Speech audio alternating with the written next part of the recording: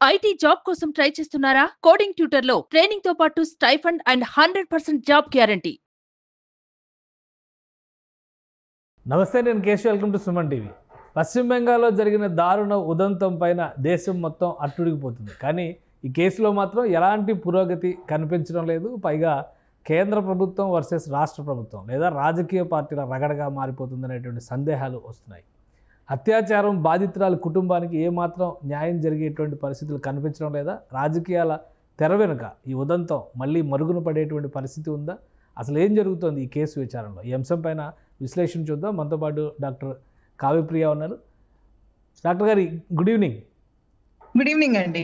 ఈ ఇష్యూ విషయంలో 2 రోజుల నుంచి కంప్లీట్గా పొలిటికల్ టర్న్అవుట్ జరుగుతున్నట్టుగా కనిపిస్తుంది. ఒకవైపు విద్యార్థుల ఆందోళనలు, ఇంకోవైపు ఏమో బంద్. సో మళ్ళీ దానికి కౌంటర్గా సీఎం ఇస్తున్నటువంటి స్టేట్మెంట్స్, మమతా బెనర్జీ ఇస్తున్నటువంటి సవాళ్ళు ప్రధానంగా. సో అసలు ఏంటి ఈ విషయంలో బాధితురాలి కుటుంబానికి న్యాయం జరుగుతుందా అనే సందేహం రోజు రోజుకి బలపడుతుంది. ఏమనిపిస్తుంది మీకు? మనము మన ఇండియన్ పాలిటిక్స్ ఏమన్నా అర్థం కాదండి. ఎప్పుడైతే ఇట్లాంటి ఇన్సిడెంట్స్ లో పాలిటిక్స్ ఇన్వాల్వ్ అవుతాయో ఇదొక ప్రత్యూష కేసు లాగే మిగిలిపోతుంది, గుర్తుంచుకోండి. బట్ ప్రత్యూష అయిపోయింది, నిర్భయ అయిపోయింది, దిశ అయిపోయింది. ఇప్పుడు దీనికి ఇంకో కొత్త పేరు పెట్టుకునే ఓపిక జనాలకు లేదు. ఓకే, సో ఈ విషయం ఇప్పుడు మాత్రము ఎవరు కూడా no one is giving up. Basic గా కోల్కతాలో డాక్టర్స్ అక్కడ ఫిజికల్ గా ప్రొటెస్ట్ చేస్తున్నారేమో, బట్ ఇక్కడ అందరం కూడా ఆన్లైన్ లో వీఆర్ ఆల్ ప్రొటెస్టింగ్. ఇప్పుడు ఇది 20వ రోజు చూసుకుంటే గనక ఇన్సిడెంట్ 9వ ఆగస్టుకి అయింది. ఇప్పటిదాకా ఎటువంటి న్యాయం అయితే జరగలేదు. Just the government is passing the time. ఏంటంటే టైం అవుతున్న కొద్ది జనాలు మర్చిపోతారు అని అనుకుంటున్నారేమో, కానీ అందరం ఎవరి పనులు వాళ్ళు చేసుకుంటున్నాం. కోల్కతా కాకుండా వేరే ప్లేసెస్ లో ఎవరి పనులు వాళ్ళు చేస్తున్నాం. బట్ స్టిల్ మన బ్యాక్ ఆఫ్ మైండ్ లో ఇంకా జస్టిస్ రాలేదు, ఇంకా ఇన్వెస్టిగేషన్ సివియర్ గా అవ్వట్లేదు. ఈ సిబిఐ తలుచుకుంటే యాక్చువల్లీ చాలా ఫాస్ట్ గా చేయొచ్చు, కానీ సిబిఐ కూడా ప్రొలాంగ్ చేస్తుంది. గవర్నమెంట్ కూడా దాని it is making it more political actually. State government మన సెంట్రల్ గవర్నమెంట్ మీద వేయడం, సెంట్రల్ గవర్నమెంట్ స్టేట్ గవర్నమెంట్ ఇట్లా ఈ రక్కస్ ఉన్నప్పుడు ఆ బాధితురాల కుటుంబంకి మనం ఎటువంటి న్యాయం జరుగుతుంది అనుకోవాలి? నాకైతే అర్థం కావట్లేదు. కానీ ఒకటంటే రిపోర్ట్స్ విషయంలో కానీ అసలు ఫస్ట్ ప్రైమ్ ఆఫీస్ ఇన్సిడెంట్ జరిగిన తర్వాత రికార్డ్ అయినటువంటి ఎవిడెన్స్లో కూడా చాలా అనుమానాలు ఉన్నాయి. ఆల్రెడీ ఇప్పుడు లై డిటెక్టర్ టెస్టులు చేశారు. ఎక్కడా క్లారిటీ రాలేదా ఇట్లా ఇష్యూలో? క్లారిటీ రాదండి. They are just trying to prolong, అంతే. ఇది జనాలు మర్చిపోతారు, రోజులు అవుతున్న కొద్దీ జనాలు మర్చిపోతారనే గవర్నమెంట్ కూడా వెయిట్ చేస్తుంది. కానీ బట్ ఐ డోంట్ థింక్ ఇది చాలా మనం డే 1 మనము ఫస్ట్ ఇంటర్వ్యూ తీసుకున్నప్పుడే అనుకున్నాం దీని వెనక చాలా స్ట్రాంగ్ పొలిటికల్ ఇది ఉంది, గవర్నమెంట్ కూడా ఇన్వాల్వ్ అయి ఉంది అని కూడా అప్పుడు మనం డిస్కస్ చేసుకున్నాము. సో అది కాబట్టి అదే రీజన్ కాబట్టి దీన్ని ఇట్లా ప్రొలాంగ్ చేస్తూ వచ్చారు. అంటే ఇప్పుడు ఇండియన్ మెడికల్ అసోసియేషన్ ఇన్వాల్వ్ అయింది, బంద్కి దేశవ్యాప్తంగా పిలిపించింది, అలానే మెడికల్ సర్వీసెస్ స్టాల్ చేసినటువంటి పరిస్థితి ఉంది. ఈ రకమైన ప్రొటెస్ట్ ఉన్నప్పటికీ, కేంద్ర ప్రభుత్వం సపోర్ట్ ఇస్తున్నప్పటికీ, సిబిఐ ఇన్వాల్వ్ అయినప్పటికీ ఎందుకని ఒక అడుగు కూడా ముందుకు పట్టలేదు? Someone very strong political is involved, అంతే. అంటే ఇదంతా మనం అనలైజ్ చేసుకుంటే అనిపించేది అది. ఎందుకంటే మీరు నేను అక్కడైతే ఉండి అయితే చూడలేదు అక్కడ ఏం జరిగింది ఎగ్జాక్ట్ గా.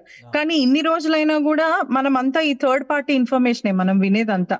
పోనీ ఇంత సీరియస్ ఇన్సిడెంట్ అయ్యాక కూడా మన ఇండియాలో ఎక్కడైనా రేప్స్ తగ్గినాయా అంటే అది కూడా లేదు. పుట్టలుగా రోజుకొక రేప్ ఇన్సిడెంట్ మనం వింటూనే ఉన్నాం ఆడవాళ్ళ మీద. సో ఇది ఎక్కడ ఆగుతుంది? సో డెఫినెట్ గా నా అభిప్రాయం అడుగుతున్నారు కాబట్టి ఇక్కడ స్ట్రాంగ్ పొలిటికల్ గా ఎవరో ఇన్వాల్వ్ అయి ఉన్నారు. అందుకనే just the government is passing the time, beating around the bush. Central government state government central government మీద ఇస్తుంది అట్లా.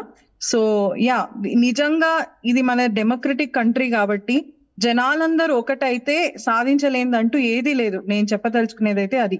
సో మనం అందరం మన పనులు మనం చేస్తూనే ఉన్నా కూడా ఆన్లైన్ గా కానీ through whatever the media, if we can convey the message, if we can convey the protest, definite గా we are all protesting against it.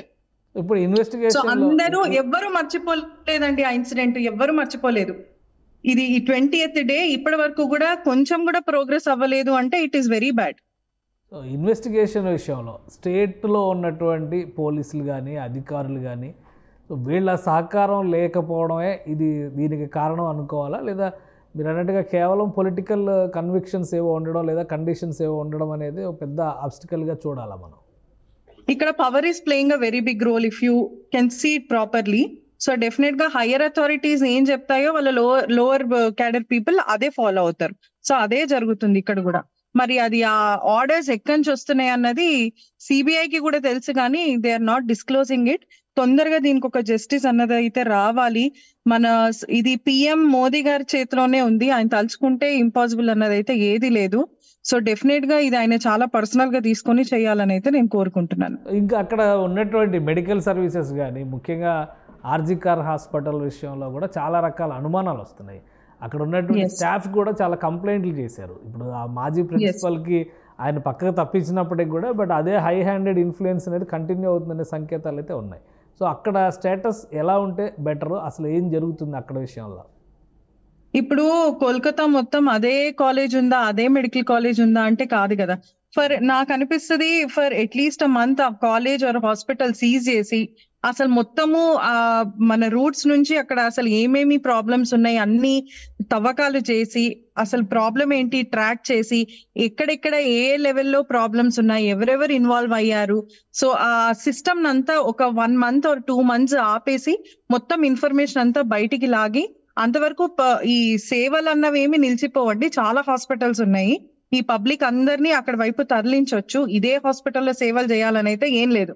So definite గా దాన్ని ఒక 1 month or 1.5 months సీజ్ చేసి మొత్తము రూట్ లెవెల్ ఇన్వెస్టిగేషన్ చేసి అసలు ఎవరెవరు involve అయి ఉన్నారు, పొలిటికల్ గా ఎవరు ఇన్వాల్వ్ అయి ఉన్నారు, లేకపోతే ఆ కాలేజ్ లో స్టాఫ్ లో ఎవరు ఇన్వాల్వ్ అయి ఉన్నారు, అది మొత్తం సిబిఐ ట్రాక్ చేయాలని అయితే కోరుకుంటున్నాం.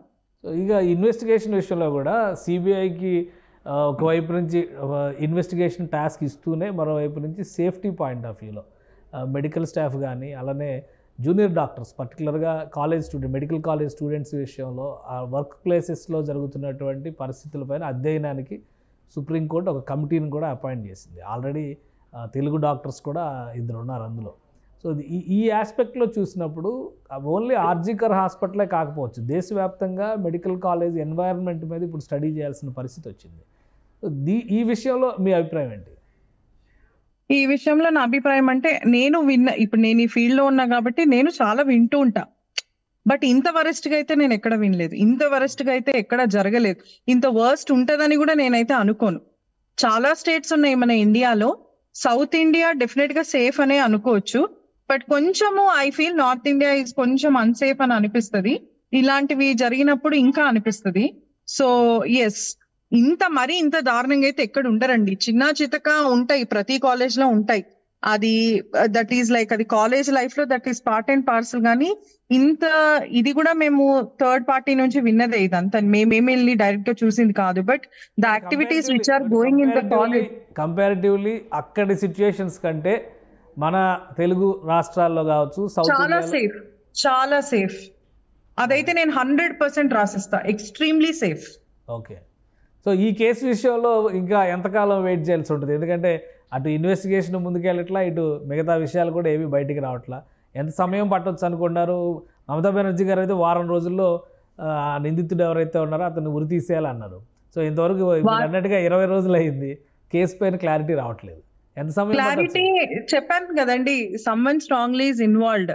సో ఇది అంటే మనం తొందరపడి కూడా ఇట్లా ఎన్కౌంటర్ లో అట్లాంటివి కాకుండా ప్రాపర్ ఎవిడెన్స్ కూడా వాళ్ళు తీసేశారు కదా. ఇన్సిడెంట్ అయిన వెంటనే ఎవిడెన్స్ కూడా they smashed it of. So కొంచెము లేట్ అయినా పర్వాలేదు, చాలా కేర్ఫుల్ గా ఎవిడెన్స్ తో సహా నిందితుల్ని పట్టుకొని వాళ్ళకి చాలా కఠినంగా శిక్ష ఇప్పించాలని అయితే అనుకుంటున్నాము. మేమైతే we are not going to give up. Every day the countdown is going on. Today is the 20th day. The countdown will still go on until the justice is obtained. Right. Thank you Kavya గారు, మీ అభిప్రాయాన్ని తెలియజేసినందుకు. కోల్కతాలో జరిగినటువంటి incident దేశం మొత్తాన్ని కదిలించేటువంటి సంఘటన. 20 రోజులైనా కానీ ఒక్క అడుగు కూడా ముందుకు పడకపోవడం అనేది బాధాకరమైనటువంటి సందర్భం అని కావ్య గారు విశ్లేషిస్తున్నారు. అలానే పొలిటికల్ ఇన్ఫ్లుయెన్స్ ఇందులో చాలా కీలక పాత్ర పోషిస్తుంది కాబట్టి కేంద్ర ప్రభుత్వ జోక్యం అవసరమయ్యేటువంటి అవకాశాలు కనిపిస్తున్నాయి. అప్పటి వరకు ఆందోళనల్ని విరమించే ప్రసక్తి లేదు. ఆన్లైన్ ప్లాట్ఫామ్స్ మీద కూడా తమ నిరసనను తెలియజేస్తూ ఉంటామని కావ్య గారు విశ్లేషిస్తున్నారు. ఇది స్పెషల్ డిస్కషన్. Keep watching.